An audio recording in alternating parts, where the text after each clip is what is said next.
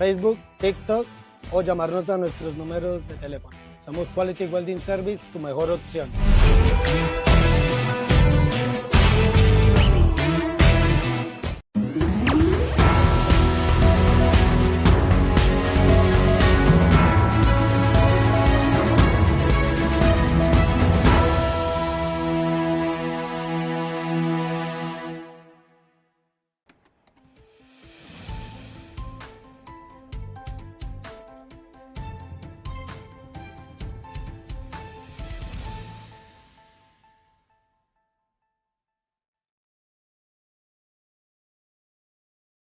With primaries being held in several states across the country, there was some very surprising and major blows to the progressive left.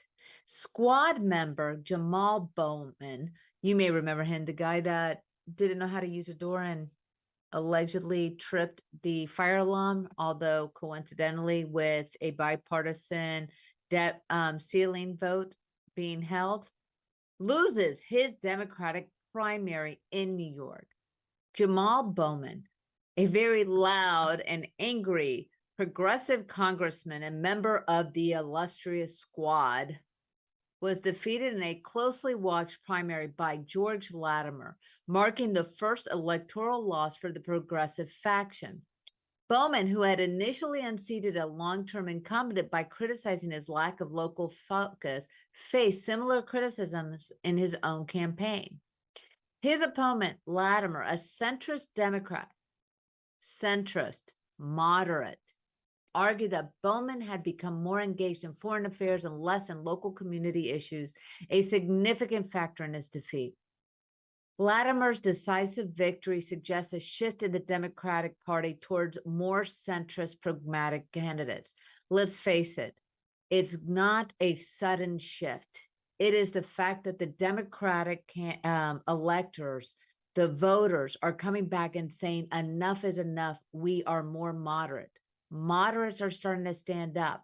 Moderates are starting to take back control over their party and no longer allow a tyrannical fringe. And this could be said on the Republican side, and I'm hopeful that the Republicans will be saying, giving the same mandate to that fringe groups, but of centrist, common sense leadership. Latimer, who had been leading in the polls by 20 plus points, had a decisive win by 20 percentage points. That is a shellacking, people, in campaign speak. And this shift should be very concerning to this progressive moment led by Bernie Sanders. Chair of the New York Democratic Party highlighted this trend, emphasizing that the party favors common sense governance over more extreme positions. And this change signals potential challenges for other progressive incumbents in upcoming elections. Bowman's defeat was influenced by several factors, including redistricting that diluted his base, but also the controversies over his fire alarm incident, which he pled to, substantial financial opposition from AIPAC, which spent nearly $15 million on the race. His allies argued that these external influences, particularly the heavy spending by AIPAC, played a critical role in his loss. Let's debunk that, because that is just a red herring. They're trying to trick you and saying, oh, this pro-Israeli PAC, they're the reason why they're doing it. And as Bernie Sanders, I would love to be able to do his voice because he sounds like Kermit the Frog. Or the old man from the Muppet Show, saying, oh, these people, they're coming in, these corporate bugs. The money follows the elections that are most able to uproot. The polls were indicating that Bowman, who was highly unpopular, he was saying, besides what he was stating against Israel, very pro-Hamas, very pro-Palestinian verbiage in a highly Jewish concentrated area.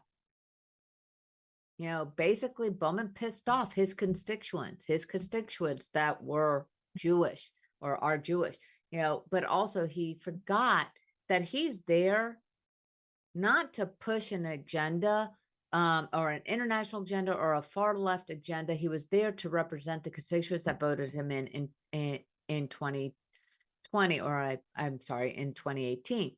But the bottom line is that he lost. And this is a huge red flag for other progressives. Now, this didn't have any impact. And if you look at, like, say, AOC's reelection or the primary there, she won handily in her primary election. And that is because she comes from a district that is highly progressive. Bowman does not. Know where you are coming from, know who you're representing, know who your people are. And that is the case here. And so, talking about this pro-Israel group, which is one of many, the Alliance for Israel, PAC, also now is saying, okay, they saw that they had a win, that they intend to go after other very far left reaching candidates. And one of the other people that is on the bubble is Cori Bush, another squad member. So are we seeing the less influence by this squad, the ridiculousness of this hugely progressive PAC? But when people are railing against this PAC, remember that Bowman, even in his concession speech, when he wasn't yelling at his constituents and the evils of AIPAC and such, he was thinking that in Michigan, a large Muslim PAC was giving him a lot of financing for his campaign. Majority of his financing came also from San Francisco and California, not in the local base, unlike his opponent who won. And while these groups have been seeing some successes in many races, these groups have also not been able to have high-profile contests, which is now more notable history of both victories and failures, such as targeting incumbents like Representative Mary Newman and Representative Andy Levine, but also facing defeats in races where they invested heavily, like Bowman's 2020 primary against Elliot L. Engel and other high spend races. And moving away from Bowman's in New York, Colorado and Utah primaries also were held, seeing Boebert, remember Lauren? Lauren Boebert faced significant primary challenges, and she won in a new district. But President Donald Trump, former President Donald Trump, experienced setbacks as 3 of his endorsed candidates for Senate, House, and governor lost in their primaries, marking a significant departure from his previous success rate. So basically, putting up these MAGA extreme candidates against moderate Republicans, the moderates won in that primary. The moderates starting to stand up. And the reason being, because the vast majority of Americans are not extreme positionings. They want moderation. They want consensus. They want leadership and bipartisan agreements to be able to propel this country forward on a more leveled basis. And that is not what we have been experiencing. We have been experiencing extremism on both sides of the aisle taking over because they're so loud, because the bolstering and stuff. So, even before MAGA, it was the Freedom Caucus, then it was the Tea Party, and then it was the Progressives, and it was the Squad, and it's, the Green Party. You have such a loud basis that is such a small percentage of the totality of the parties, and people are getting sick of it. So I applaud you, Coloradians. I applaud you, Utahs. I don't know if you're Utonians, but Utah residents. And I applaud the people who are going out to vote in their primaries to show enough is enough. We want moderation. We want more central common sense policies. And that is what we here at Purple Politics have been stating. And with this, especially the blow to Bowman, it is showing as shining a spotlight on Cori Bush. Now, Cori Bush is also seen as a somewhat weakened candidate because she has her own issues. Corey is looking at federal finance law issues because of her security detail paying her now husband through her campaign finances. And she may be another significant blow to the AOC-led squad. And as we're looking at this, so AIPAC and allied groups have focused on exploiting internal Democratic Party divides over Israel, pledging to target left-leaning members of the squad.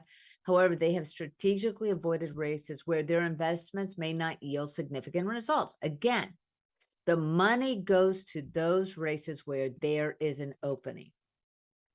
Before AIPAC got involved, Bowman was, the polls were showing him down by 20+ percentage points over his opponent.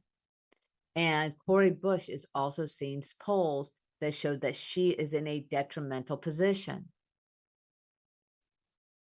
So while the AIPAC and other pro-Israeli, pro-Jewish, or common sense political action groups did not heavily invest in primaries faced by Representative Summer Lee or other squad members like AOC, Ayanna Pressley, Rashida Tlaib, or Craig Kasser, they are going to be pushing now towards Cori Bush, and maybe we can start seeing this pool. And by the way, for those Republicans that may be watching this and thinking, yes, we're winning, they're doing, this is actually a good thing for the Democratic Party, because the centrists, the moderates are standing up and saying enough is enough, because the what was traditionally the Democratic Party has been hijacked, just like the Republican Party, the traditional Ronald Reagan Republican Party has been hijacked. And we're starting to see moderate, more voters coming out and saying, we want moderation, we want consensus, we want centrist, because it's common sense. So bravo to these voters. Bravo for doing what you feel that is in your best interest. And it's also a big message for our elected officials. You are elected to represent we the people. You are there to be to go on a national basis, but also the best interest of your constituents. And it's time to start focusing on what is in the best interest of the United States of America, what is in the best interest for your majority of your constituents, not these fringe groups, not these extreme positions, not these extreme issues that are not favored by the vast majority. Tune right back after this commercial break, and we will be getting into SCOTUS news.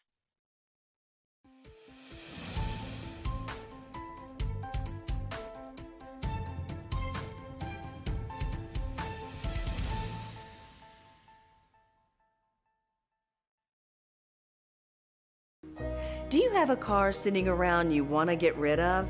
Well, here's a great idea. Donate your car now to help local veterans in your area. Yes, just make one fast call to the Veteran Car Donation Program. Within a few days, we'll come and remove your car for free. You can donate any car in any condition. We'll use our vast network to sell it. The proceeds raised go to help local veterans and their families. And you get a tax deduction. And all you need to do is make this free call. Clean your yard up, get rid of an old car, and help the vets. We make it easy. Make this free call now. Book your fast and easy pickup. Call the Veteran Car Donation Program now.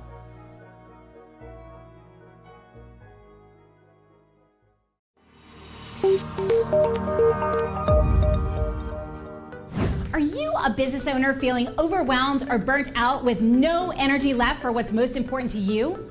In order to effectively run your business and maximize your profits, you have got to be the best possible you that you can be. Now is the time to reclaim your energy, master your schedule, and maximize your profits so you can effectively run your business rather than it running you. It's time to become the CEO of your business and life. I'm Jen Godet, a business strategist and life coach. I work with overwhelmed business owners who feel stuck in a rut and depleted.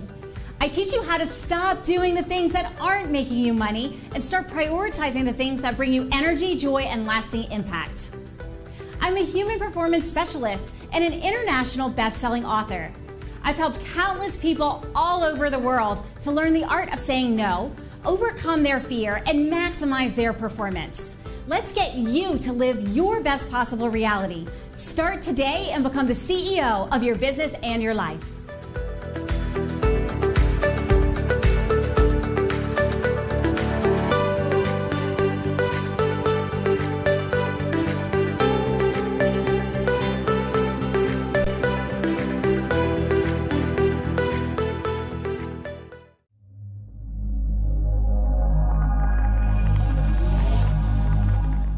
Have you ever had to hire multiple contractors? It is a daunting task that takes a lot of management time and impacts the core business or the company, the time you spend with your loved ones.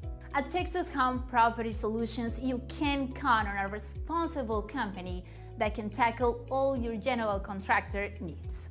Electricity, painting, remodeling, plumbing, air conditioning, and roofing. Hire us and forget it. With over 20 years of experience, Texas Home Property Solution will deliver your project on time and within budget, with the high level of quality and integrity, no matter the size or complexity. If you are a company, a government institution, or an individual who needs a general contractor, you need Texas Home Property Solution. Take a decisive step and call us today for a free consultation.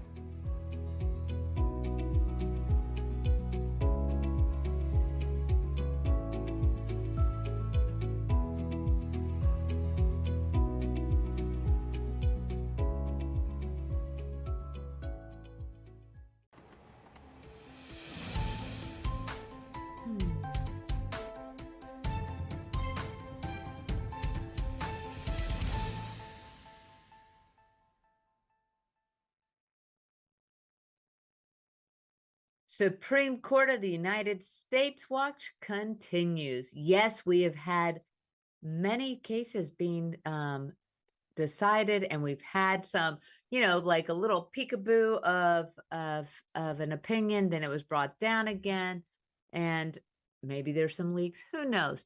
But there were some major significant cases that were finally released by the Supreme Court of the United States. And I will say most importantly, and number one, especially since it's a major election issue in the presidential election, Supreme Court allows emergency abortions in Idaho. The Supreme Court decided not to rule on whether Idaho's stringent abortion law conflicts with the federal law that mandates emergency care for patients, including pregnant women needing abortions due to complications. The decision leaves a lower court ruling in place that allows doctors in Idaho to perform emergency abortions without setting a precedent for other states. The court's decision, anticipated due to a leaked draft, means the issue could be revisited in future cases.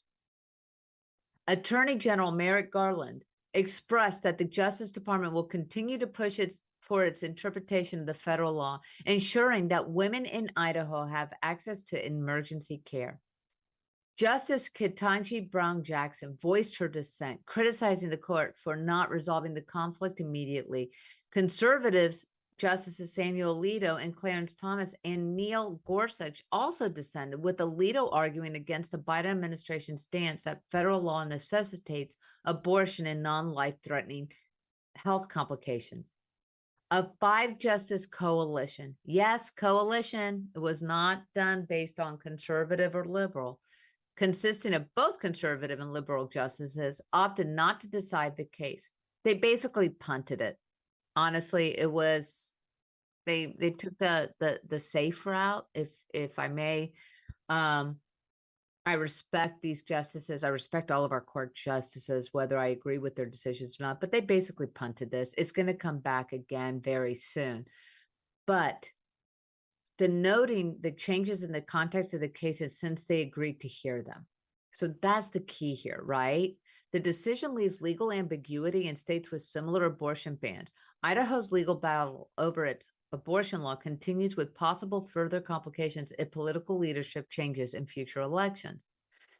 The Idaho abortion ban, enacted in 2020 and activated in 2022 after Roe's reversal, imposes severe penalties on those performing abortions, with exceptions for life-threatening situations.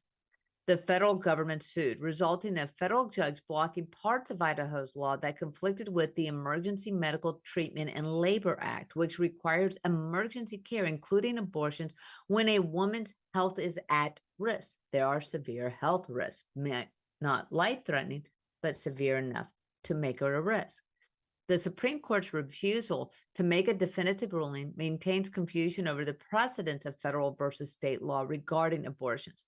This decision, coupled with ongoing litigation, leaves Idaho and potentially other states in a state of legal uncertainty. However, there's already, I believe it's in New Mexico, they have a stringent one. There's already another case coming forward that will probably hit the U.S. Supreme Court next year, which also falls in line with this. This was specific to Idaho. That one, so it's going to be pushed. Eventually, they're going to have to deal with this. They can't just punt the ball and keep punting it down the field. So the hope is that eventually we will see whether the constituents, like here in Florida, they're putting it on the ballot, the right to an abortion. Unless that changes, you're going to see this issue come up again and again. Another significant case is the Supreme Court rejected a challenge to Biden administration's contacts with social media companies. So this is the First Amendment appeal. The Supreme Court, in a 6-3 decision authored by Justice Amy Coney Barrett, rejected a First Amendment challenge to the Biden administration's efforts to communicate with social media companies regarding misinformation on COVID-19 and the 2020 election. The majority opinion concluded that the plaintiffs, including 2 Republican-led states and individual users, lacked standing to sue because they failed to demonstrate a direct link between the government outreach and censorship of their views on social media platforms.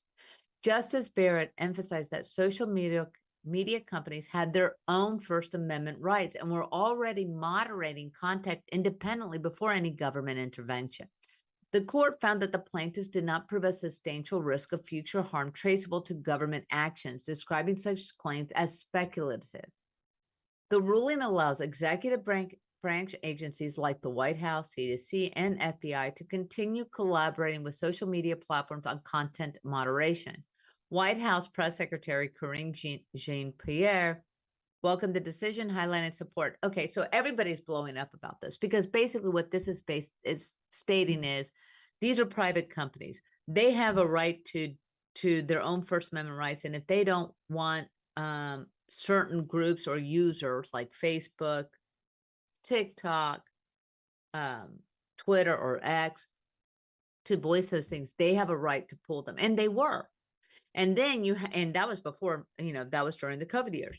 And then you had the administration basically telling this, this is going to backfire because trust me, the Republicans are all up in arms. This is against the First Amendment. They have now allowed government to reach into, these Twitter and stuff. And I will tell you, as a user of TikTok, X, and all these, I have noticed a remarkable difference in what is in my feed. So there's definitely going back, and there is a backlash against, say, more conservative or more MAGA sense voices, because I could see it in the algorithms and I can see it on people that I used to follow, what they're stating that they're being stripped. And this is happening on TikTok.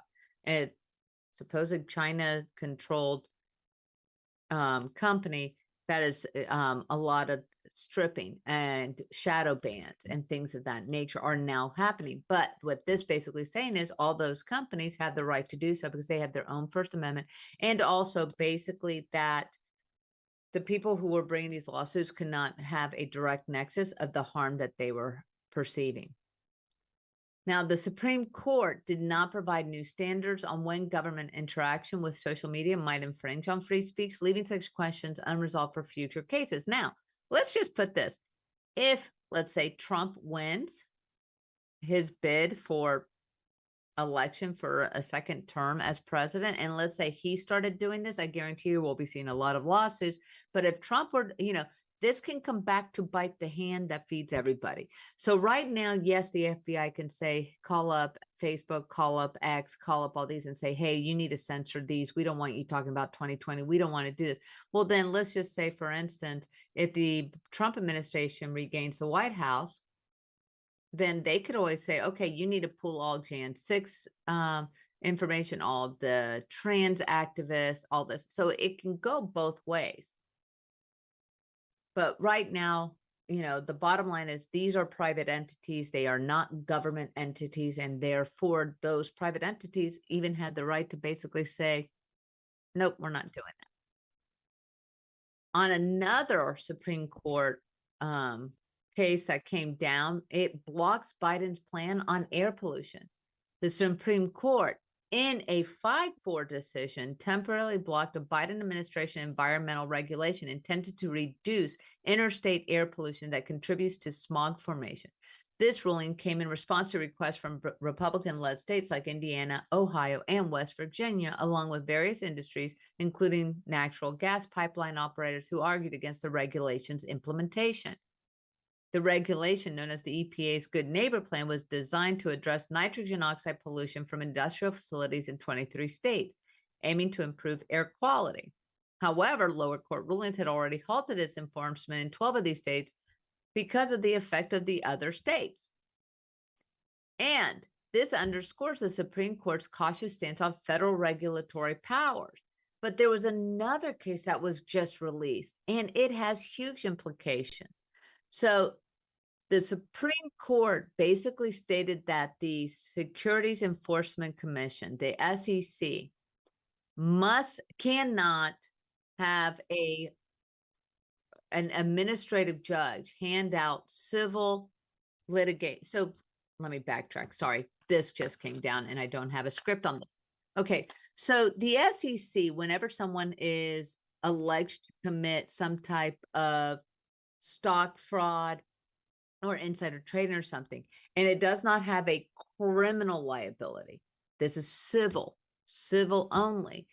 Cases were brought before the SEC, and the SEC would be permitted would take it to their adjudicatory, like a general magistrate or a hearing officer within the administration, and then the administration would come, that hearing officer or general magistrate would then impose sanctions, would impose a fine, would impose licensing issues on a civil matter. So it does have an effect because, you know, you can have cases where it could be a loss of employability. You lose your license, things of that. Well, one defendant specifically came back and stated that this was unfair because it was an adjudication that had severe ramifications on it, and he is not being tried by a jury.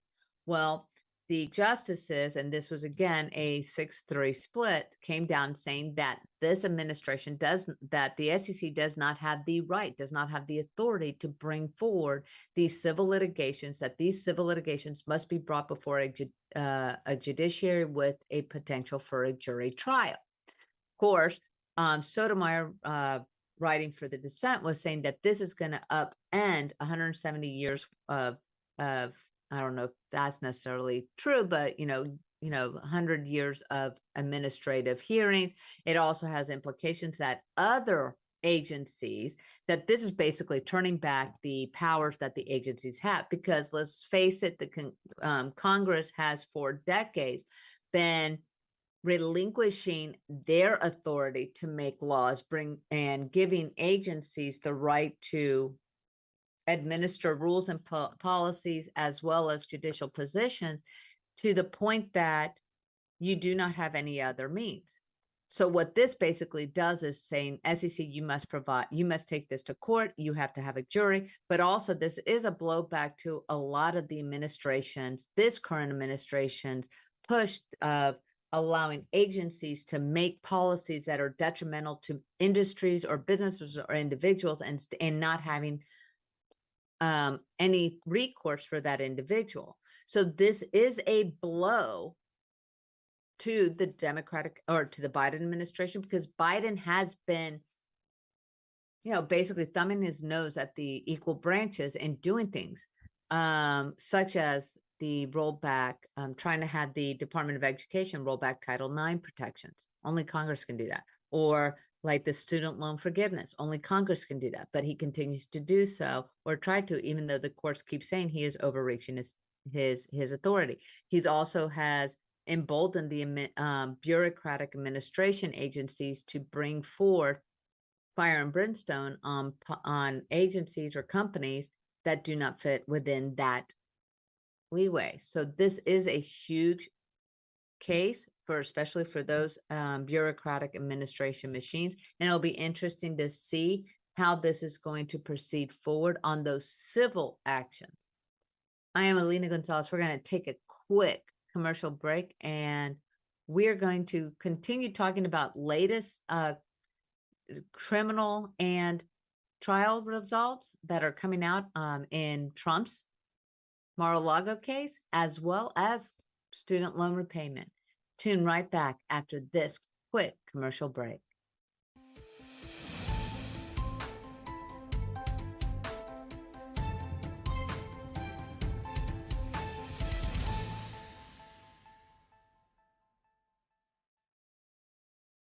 How would you like to go on a 5-star vacation for just $99? We're talking about the quality of a Westgate resort for $99. Not for one night, but for 3 fantastic nights at one of their luxurious destinations across the United States. And you'll even get a free $100 Visa gift card just for making a reservation. We've got some of the choicest destinations that you'll love in the United States that you can choose from for just $99 for a 3-night stay. Take your family, take a special loved one, but get away. Go on vacation with Westgate Resorts. Call now to make a reservation for just $99, and you get a free $100 Visa gift card. Call Westgate right now and book your vacation. Here's the number. Call 877-930-3491. That's 877-930-3491. Again, 877-930-3491. Taking a trip in the next 12 months? Airlines are under tremendous pressure, and they're practically giving away their unsold seats. Like every crisis, this one will end too. But right now is the best time to take advantage of giveaway ticket prices on their unsold seats. We're not allowed to publish these low fares online. The only way to get these rock-bottom giveaway prices is to call. So phone low-cost airlines now for airline ticket prices you may never see again. Are you nearly maxed out on your credit cards? It doesn't matter if you're using your credit cards for fun or to survive. At the end of the month, your statements come in, and you can either pay them or you can't. If you can't, late fees and interest rates get tacked on. And now you're struggling just to make the minimum payment due. Do you feel trapped? Am I talking to you? Good, because I personally researched some companies that can help you. They may be able to reduce your credit card balances by 50% and stop the late fees. If you qualify, please call our special debt hotline number right now for a complimentary free 5-minute consultation. Deal with your credit card problem now before it gets much worse and put more money back in your pocket. Trust me, I've been there too. Call right now. Call 855-993-2096 right now. That's 855-993-2096.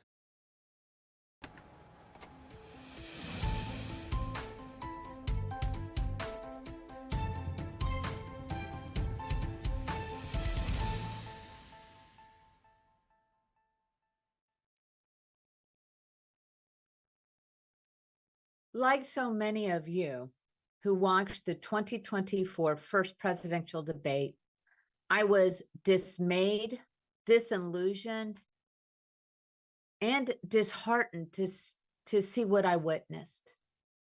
Democrats are privately discussing replacing Biden on the presidential ticket, and there is no doubt that Biden is incapacitated in some way.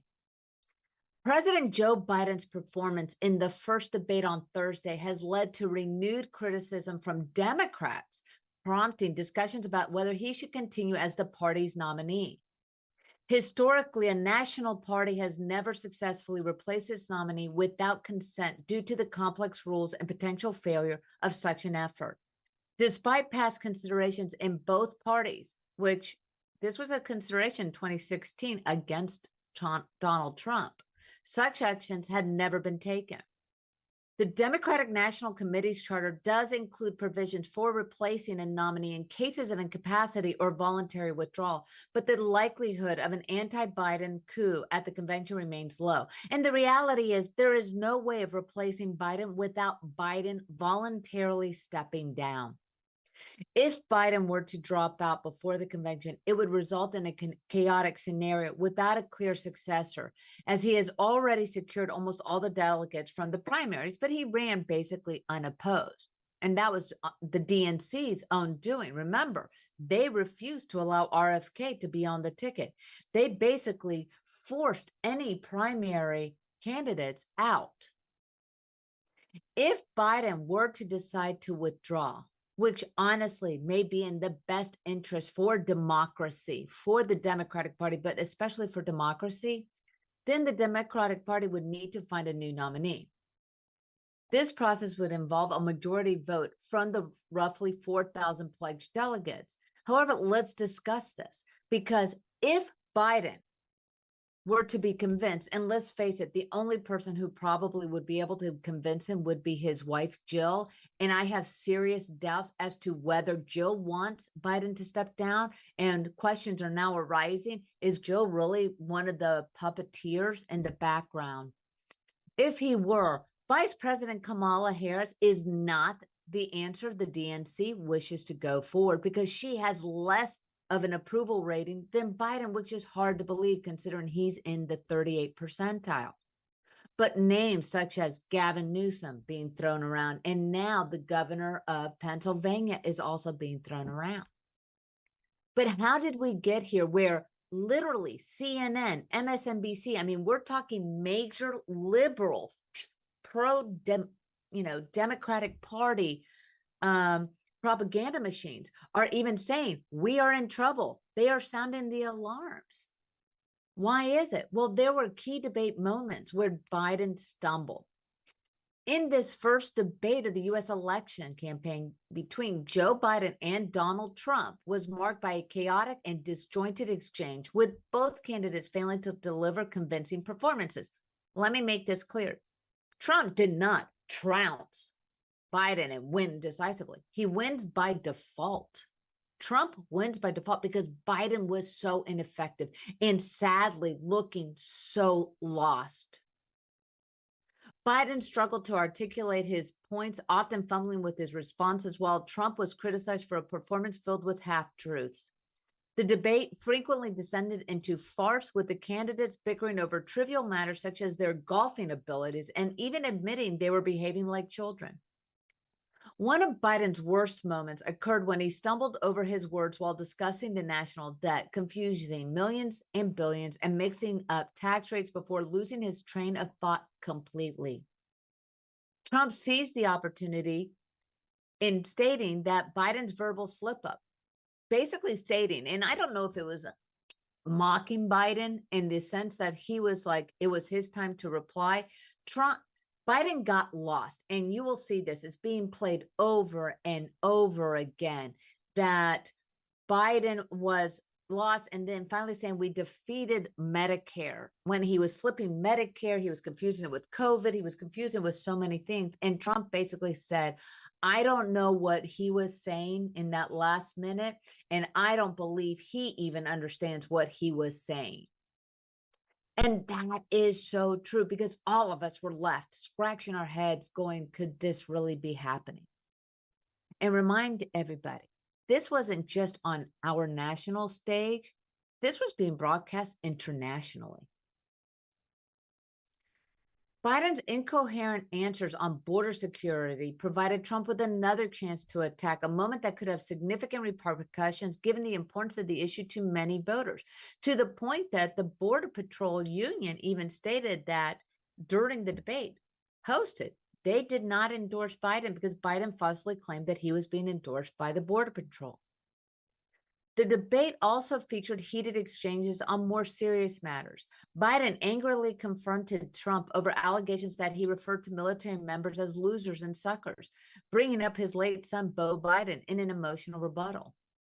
Trump denied the accusations, calling them fabricated.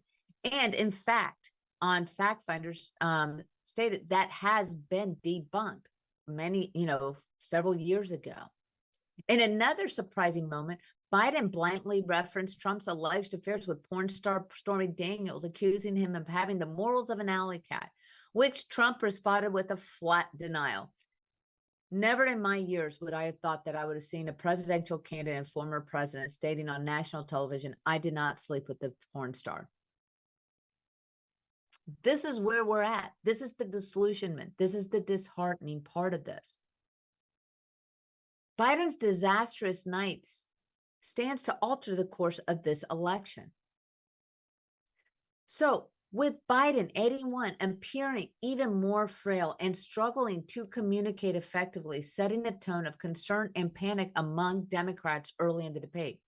His chief debate coach, Ron Klain, has often stated that while a debate can be lost at any time, it can only be won in the first 30 minutes. And by that measure, Biden's performance was a severe blow, leading to immediate Democratic apprehension about the viability of his candidacy. With Biden's approval rating already well below 40% and his narrow victory in key battleground states in 2020, the stakes are very high. The debate offers Biden a critical opportunity to reassure voters to his capability, but instead he seemed to diminished and incoherent times, particularly on important issues such as Medicare, immigration. I mean, even during his response of abortion, it was muddled. So what can be done? What can Democrats do to avoid this Biden problem? Well, they're now starting to see strategically the big donors are going to be announcing and stating that we need to get rid of Biden. But is it too late?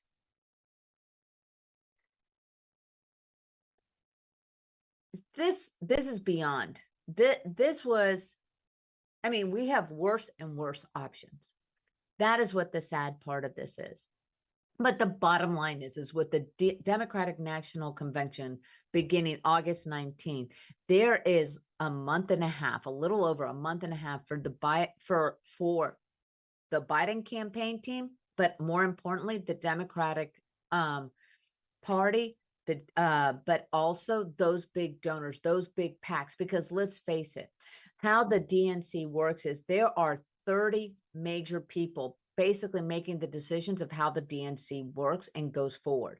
Those are the major funders. And when you are having major funders ringing a bell and sounding the siren saying, we have a problem,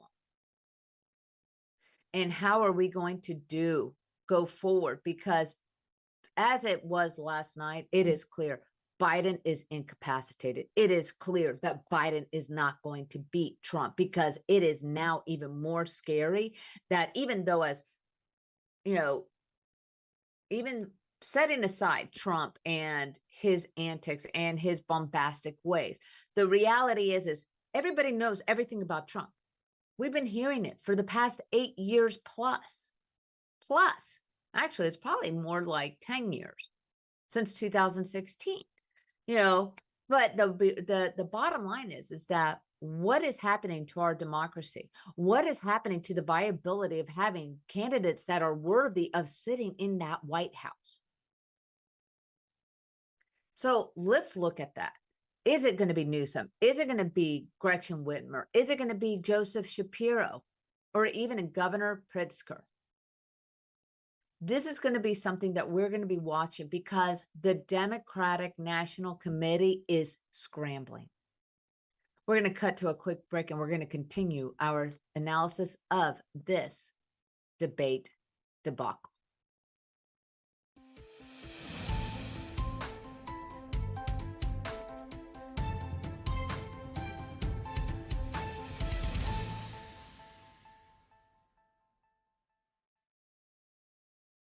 If you're living with diabetes and using insulin, you know the pain of pricking your fingers over and over again. By wearing a small device called a continuous glucose monitor, or CGM, you can reduce the pain of pricking your fingers right away. If you use insulin daily, you might be eligible to get your own continuous glucose monitor. So call the US Med Diabetic Health Hotline today and learn about the latest CGM technology. Not only can a CGM immediately reduce pain, it's accurate, easy to use, and helps you make better diabetes treatment decisions. And if you have Medicare or private insurance, you can see if you qualify for a CGM at little or no out-of-pocket cost. We'll also provide free shipping of your new CGM, and we'll bill your insurance company for you. If you use insulin daily, you might be eligible to get your own continuous glucose monitor. So call the US Med Diabetic Health Hotline to see if you qualify for a CGM at little to no out-of-pocket cost. Do you have diabetes? If you have insurance, you may qualify for a new continuous glucose monitor. With a CGM, you can continuously track your levels and trends, spend more time in range, significantly lower your A1C, and share important data with loved ones and caregivers. Most importantly, a CGM eliminates the one thing most people with diabetes hate: painful finger sticks. Take charge of your health. Order your new continuous glucose monitor today. If you use insulin and have seen your diabetes care provider within the last 6 months, you may qualify for a CGM today. We'll do all the insurance paperwork and deliver your new CGM at little or no out-of-pocket cost to you. Medicare and most insurances cover continuous glucose monitors, so don't wait. Have your insurance handy and call the CGM Health Hotline now.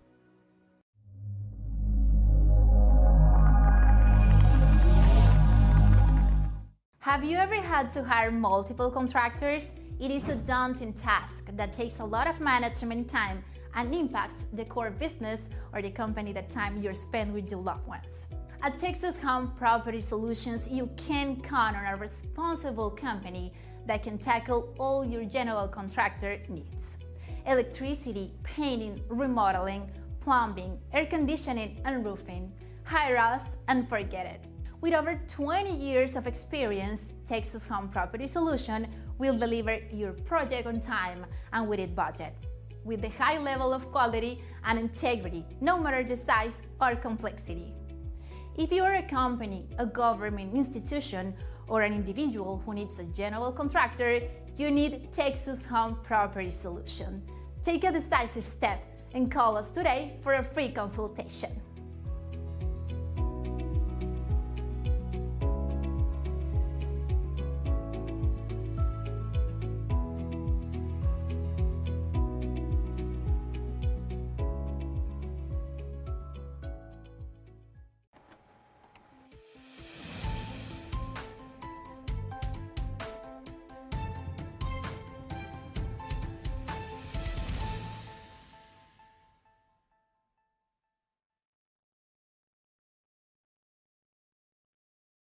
So this election, everybody's saying this is the most important election of our lives, and it may very well be so, especially for those younger viewers, the Gen Zs and the millennials, in somewhat part.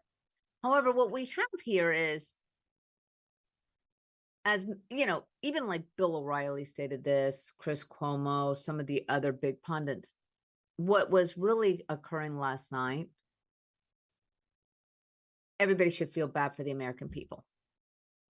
Because though the mainstream medias want to show that we are divisive, and the two-party system, the Democratic National Party and the Republican National Party, thrive on the divisiveness by making sure that they make it like we're at war with each other, which is crazy. We're not at war with each other. We are the United States of America. We are neighbors. We are communities. This is us. But the bottom line is that they want us to believe that we are so divided and we're at lock stock, fighting against each other, when the reality is that's just the fringe. That is the fear monger. And the vast majority of us that are the electorates, the vast majority of us that just want to enjoy our lives by being prosperous, by being able to give legacies to our children, to raise our children, for them to have the best education, the best health, for those of us that have elderly parents, that they receive the proper care that they deserve. We're all in union. We may have some differences of opinion, but we are pretty much unified. And that's the vast majority of 70% of us, if not maybe more. And I would say it's probably more. It's probably more like 75 to 80. And one of the people that is currently running for president is the third party candidate, Robert F. Kennedy, who was not allowed on that debate floor, but he held his own debate in union in the same time as this debate, answering the same question. Now, what we're going to go through. So what we want to show, though, is before I go in through the major takeaways, I mean, as I stated before, it was disheartening to see Biden. Did he improve, as Kamala Harris stated, that he improved at the end? Yes. Would it most likely seem like if he were given some type of medication, maybe the medication didn't kick in until 45 minutes into the debate? Possibly. But the bottom line is that he truly was fumbling, mumbling.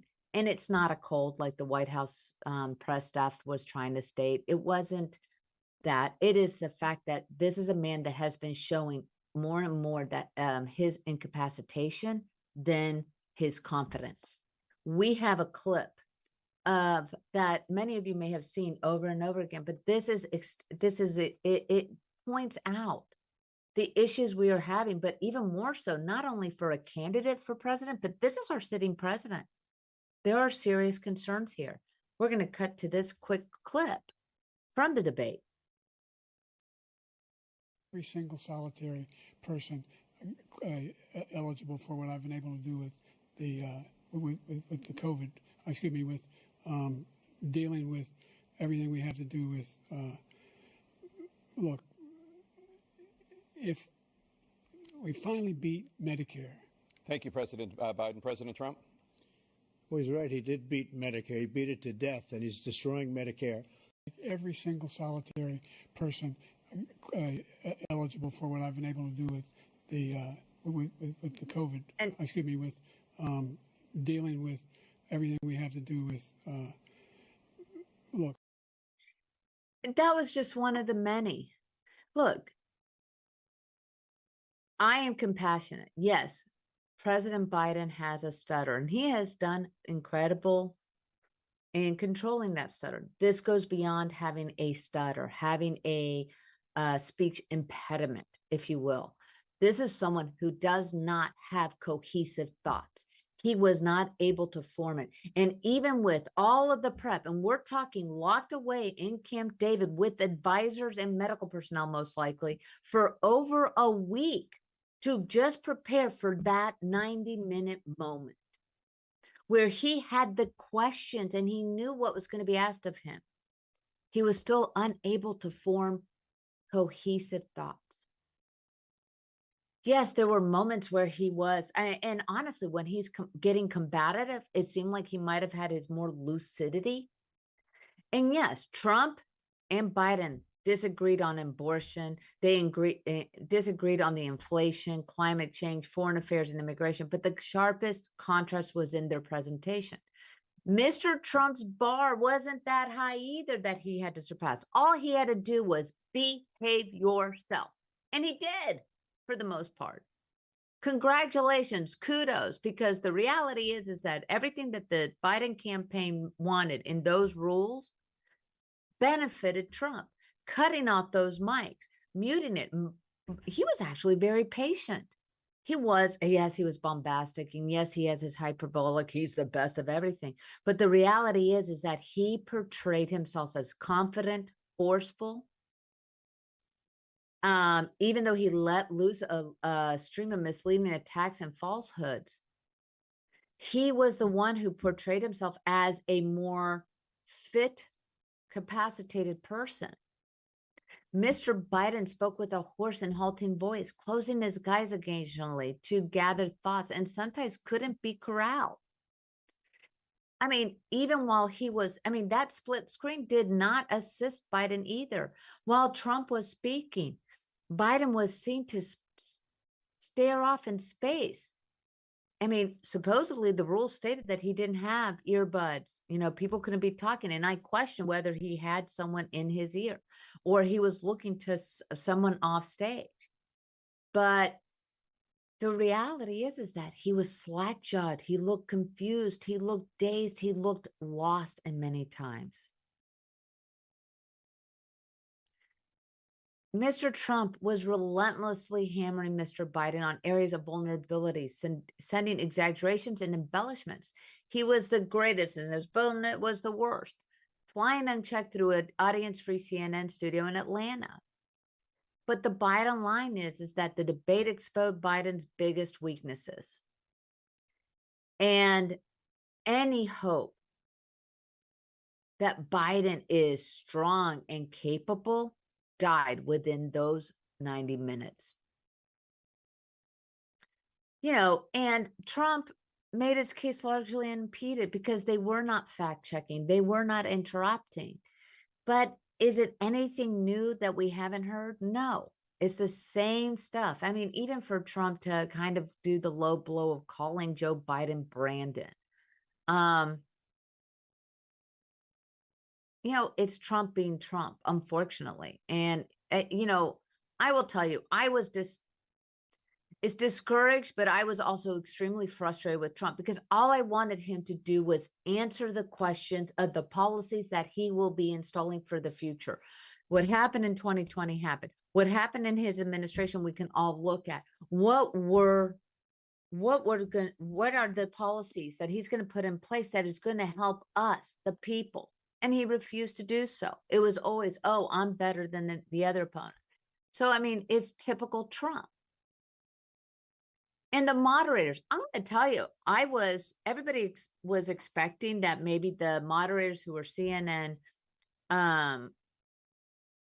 anchors would have been very judgmental or very one-sided. They did a very, very good job. They were very moderate. They were giving the questions. They weren't jumping in to help it. And they were very hands-off. And one thing's for certain, Trump, in his statement, I will say, I thought he did beautifully initially when they asked him about Jan 6, when he pointed out that inflation was lower on January 6th, that the economy was thriving in January 6th. And on January 6th, there were no wars in the Middle East or in Ukraine. And those were great points they did, but he isn't going to admit that, he lost. Of course not. It's incapable for him to do so. We're going to leave you here tonight with these few words. It is on us. It is on you, the people of the United States, who we're going to elect as our next president. But more importantly, we, the United States, deserve better in a sitting president as well. And it is unfortunate that currently our president is showing severe incapacitation, and our next choice is not great either. We want unity. We deserve better. We need to start speaking up. And you know what? It's not just the presidential election. It's also the congressional elections. It's also our state elections. So I am Alina Gonzalez-Dockery. I am leaving you to start standing up and ask and demand that we have common sense and leadership, that we demand that we have unity. I wish you a wonderful weekend and a good night, and for more hope for our future. This has been a Now Media Networks feature presentation. All rights reserved. How would you like to go on a 5-star vacation for just $99? We're talking about the quality of a Westgate resort for $99. Not for one night, but for 3 fantastic nights at one of their luxurious destinations across the United States. And you'll even get a free $100 Visa gift card just for making a reservation. We've got some of the choicest destinations that you'll love in the United States that you can choose from for just $99 for a 3-night stay. Take your family, take a special loved one, but get away. Go on vacation with Westgate Resorts. Call now to make a reservation for just $99, and you get a free